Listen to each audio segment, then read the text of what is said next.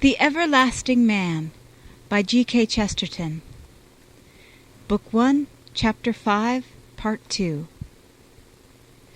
This is the mighty and branching tree called Mythology, which ramifies round the whole world, whose remote branches under separate skies bear, like colored birds, the costly idols of Asia, and the half-baked fetishes of Africa, and the fairy kings and princesses of the folk tales of the forest, and buried amid vines and olives the Lares of the Latins, and carried on the clouds of Olympus the buoyant supremacy of the gods of Greece.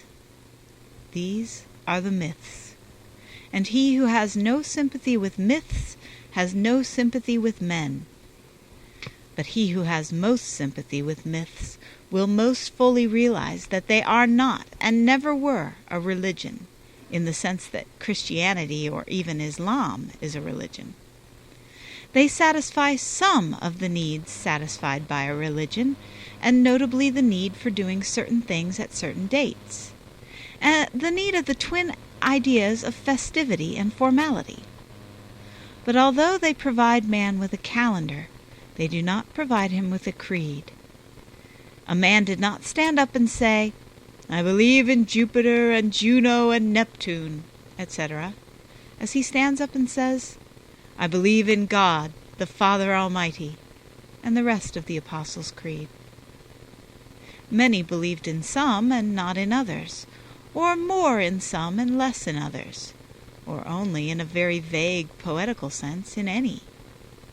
There was no moment when they were all collected into an orthodox order for which men would fight and be tortured to keep intact. Still less did anybody ever say in that fashion, "I believe in Odin and Thor and Freya," for outside Olympus even the Olympian order grows cloudy and chaotic. It seems clear to me that Thor was not a god at all, but a hero.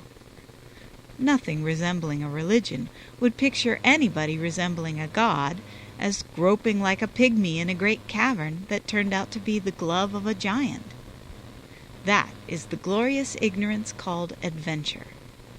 Thor may have been a great adventurer, but to call him a god is like trying to compare Jehovah with Jack and the Beanstalk. Odin seems to have been a real barbarian chief, possibly of the Dark Ages after Christianity. Polytheism fades away at its fringes into fairy tales or barbaric memories. It is not a thing like monotheism as held by serious monotheists.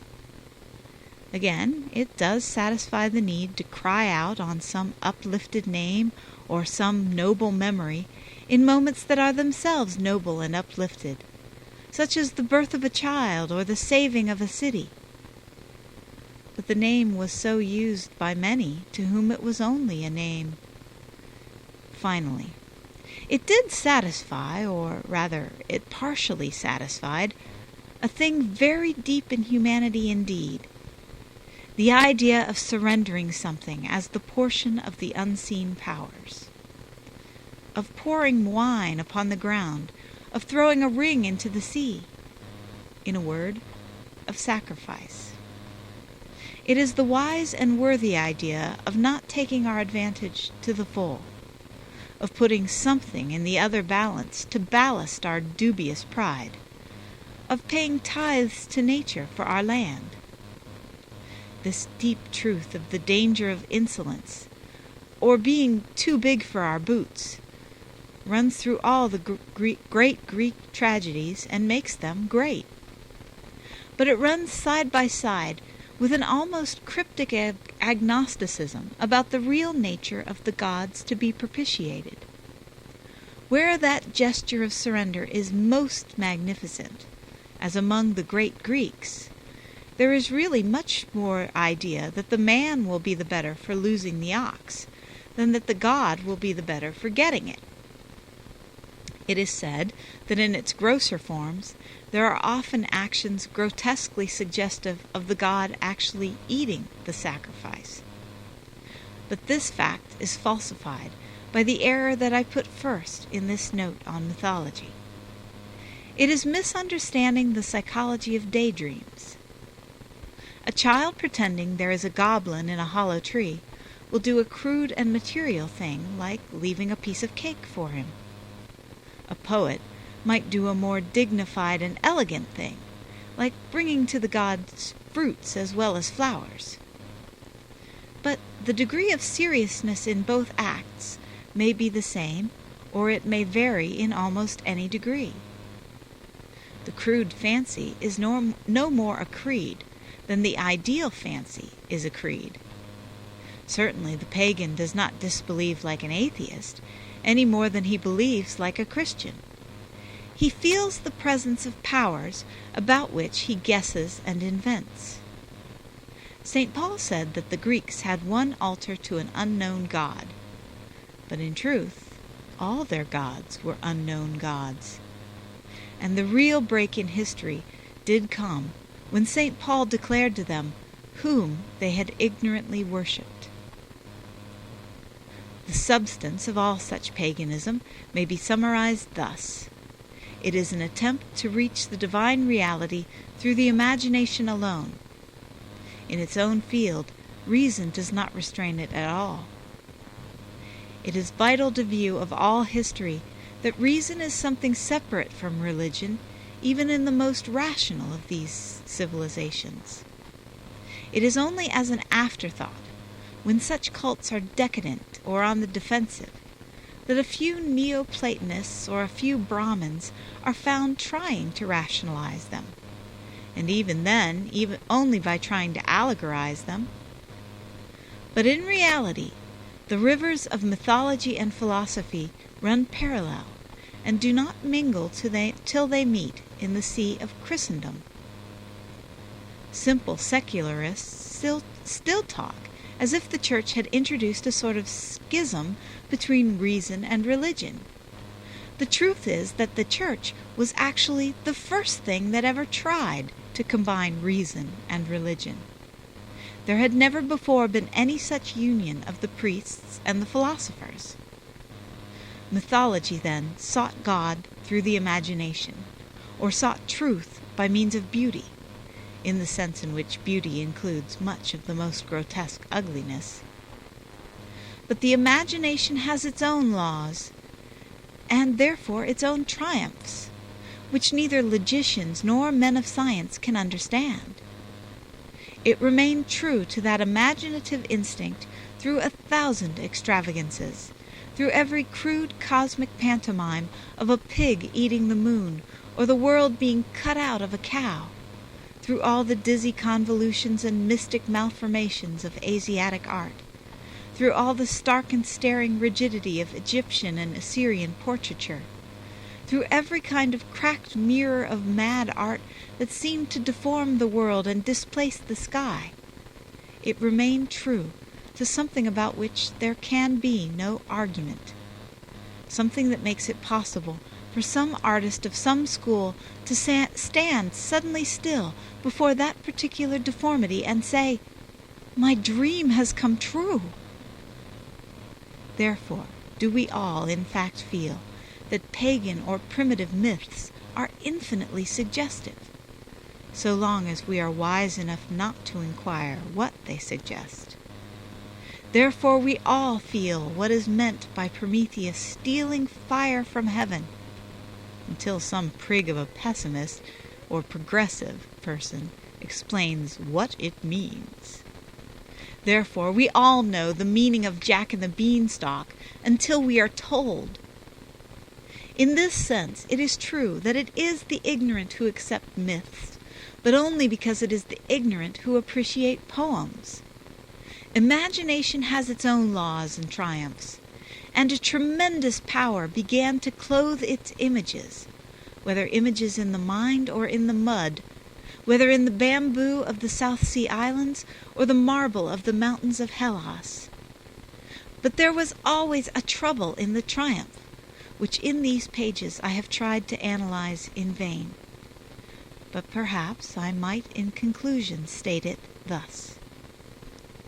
The crux and crisis is that man found it natural to worship, even natural to worship unnatural things. The posture of the idol might be stiff and strange, but the gesture of the worshipper was generous and beautiful. He not only felt freer when he bent, he actually felt taller when he bowed. Henceforth, anything that took away the gesture of worship would stunt and even maim him forever. Henceforth, being merely secular would be a servitude and an inhibition. If man cannot pray, he is gagged. If he cannot kneel, he is in irons. We therefore feel, throughout the whole of paganism, a curious double feeling of trust and distrust. When the man makes the gesture of salutation and of sacrifice, when he pours out the libation or lifts up the sword, he knows he is doing a worthy and a virile thing. He knows he is doing one of the things for which a man was made. His imaginative experiment is therefore justified. But precisely because it began with imagination, there is, to the end, something of mockery in it, and especially in the object of it. This mockery, in the more intense moments of the intellect, becomes the almost intolerable irony of Greek tragedy. There seems a disproportion between the priest and the altar, or between the altar and the god. The priest seems more solemn and almost more sacred than the god. All the order of the temple is solid and sane and satisfactory to certain parts of our nature, except the very center of it, which seems strangely mutable and dubious, like a dancing flame. It is the first thought round which the whole has been built, and the first thought is still a fancy and almost a frivolity. In that strange place of meeting, the man seems more statuesque than the statue. He himself can stand forever in the noble and natural attitude of the statue of the praying boy. But whatever name be written on the pedestal, whether Zeus or Ammon or Apollo, the god whom he worships is Proteus. The praying boy may be said to express a need rather than to satisfy a need. It is by a normal and necessary action that his hands are lifted, but it is no less a parable that his hands are empty. About the nature of that need there will be more to say, but at this point it may be said that perhaps after all, this true instinct, that prayer and sacrifice are a liberty and an enlargement, refers back to that vast and half-forgotten conception of universal fatherhood, which we have already seen everywhere fading from the morning sky. This is true, and yet it is not all the truth. There remains an indestructible instinct in the poet, as represented by the pagan, that he is not entirely wrong in localizing his God. It is something in the soul of poetry, if not of piety. And the greatest of poets, when he defined the poet, did not say that he gave us the universe, or the absolute, or the infinite, but, in his own larger language, a local habitation and a name. No poet is merely a pantheist. Those who are counted most pantheistic, like Shelley, start with some local and particular image, as the pagans did. After all, Shelley wrote of the skylark because it was a skylark. You could not issue an imperial or international translation of it for use in South America, in which it was changed to an ostrich. So the mythological imagination moves, as it were, in circles, hovering either to find a place or to return to it. In a word, mythology is a search.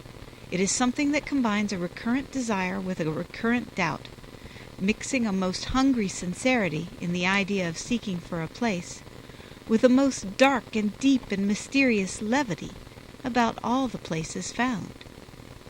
So far could the lonely imagination lead, and we must turn later to the lonely reason. Nowhere along this road did the two ever travel together. That is where all these things differed from religion, or the reality in which these different dimensions met, in a sort of solid. They differed from the reality, not in what they looked like, but in what they were. A picture may look like a landscape.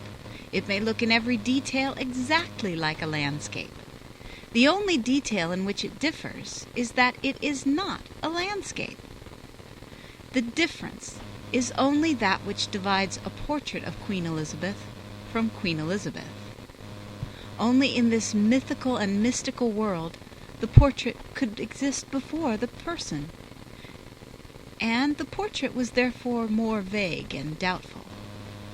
But anybody who has felt and fed on the atmosphere of these myths will know what I mean when I say that in one sense they did not really profess to be realities. The pagans had dreams about realities, and they would have been the first to admit, in their own words, that some came through the gate of ivory and others through the gate of horn. The dreams do indeed tend to be very vivid dreams when they touch on those tender or tragic things which can really make a sleeper awaken with the sense that his heart has been broken in his sleep.